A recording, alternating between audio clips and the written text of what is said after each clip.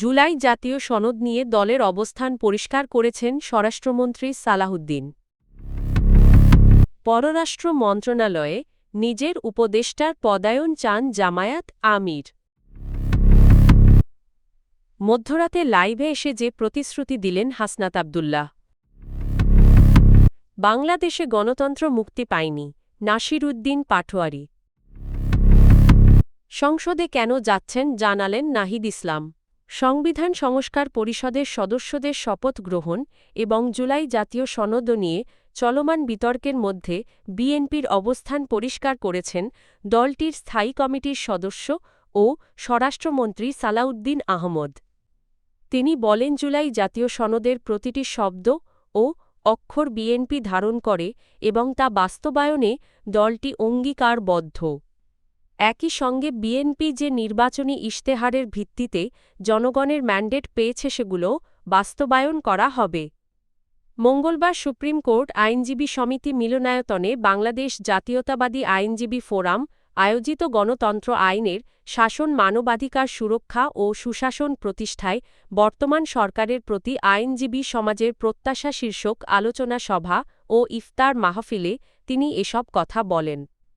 সম্প্রতি সুপ্রিম কোর্টের হাইকোর্ট বিভাগে জুলাই জাতীয় সনদ, সংবিধান সংস্কার আদেশ, গণভোট অধ্যাদেশের কিছু ধারা এবং সংবিধান সংস্কার পরিষদের সদস্যদের শপথের বৈধতা চ্যালেঞ্জ করে দুটি রিট আবেদন করা হয়েছে।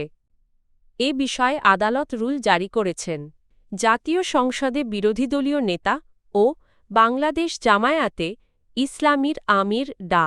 শফিকুর রহমান তার পররাষ্ট্র বিষয়ক উপদেষ্টা অধ্যাপক মোহাম্মদ মাহমুদুল হাসানকে মন্ত্রীর পদমর্যাদায় পররাষ্ট্র মন্ত্রণালয়ে দায়িত্ব দেওয়ার প্রস্তাব করেছেন। এ বিষয়ে তিনি পররাষ্ট্রমন্ত্রী খলিলুর রহমানকে একটি চিঠি দিয়েছেন বলে সংশ্লিষ্ট সূত্র জানিয়েছে। জানা গেছে, গত ২২শে ফেব্রুয়ারি বিরোধী দলীয় নেতার দপ্তর থেকে পররাষ্ট্র মন্ত্রণালয়ে এ সংক্রান্ত একটি চিঠি পাঠানো হয়। চিঠিতে ডা. শফিকুর রহমান উল্লেখ করেন, অধ্যাপক মোহাম্মদ মাহমুদুল হাসান তার পররাষ্ট্র বিষয়ক উপদেষ্টা হিসেবে দক্ষতার সঙ্গে কূটনৈতিক দায়িত্ব পালন করছেন। আন্তর্জাতিক বিভিন্ন সংস্থা ও দেশের সঙ্গে সম্পর্ক উন্নয়নে তার অভিজ্ঞতা ও পেশাদার নেটওয়ার্ক রয়েছে। কুমিল্লা-৪ দেবিদ্বার আসনের সংসদ সদস্য হাসনাত আব্দুল্লাহ নিজের নির্বাচনী এলাকার উন্নয়ন কর্মকাণ্ড ও প্রশাসনিক কার্যক্রম নিয়ে সামাজিক যোগাযোগ মাধ্যমে বিস্তারিত ব্যাখ্যা দিয়েছেন। মঙ্গলবার ১০ই মার্চ দিবাগত মধ্যরাতে নিজের ফেসবুক পেজ থেকে লাইভে এসে তিনি এলাকার বর্তমান পরিস্থিতি এবং ভবিষ্যৎ পরিকল্পনা তুলে ধরেন। হাসনাত আব্দুল্লাহ জানান, গত ১৭ই ফেব্রুয়ারি সংসদ সদস্য হিসেবে শপথ নেওয়ার পর গত ৩ সপ্তাহে তিনি মূলত এলাকার বিভিন্ন উন্নয়ন প্রকল্প, প্রশাসনিক কাঠামো এবং সরকারি সেবার মান যাচাইয়ের কাজ করেছেন।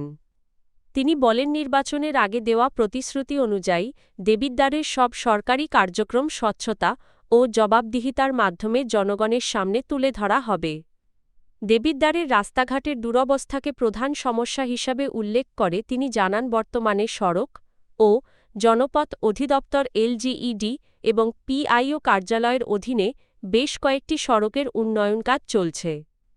বর্ষার আগেই এসব কাজ শেষ করার লক্ষ্য নির্ধারণ করা হয়েছে।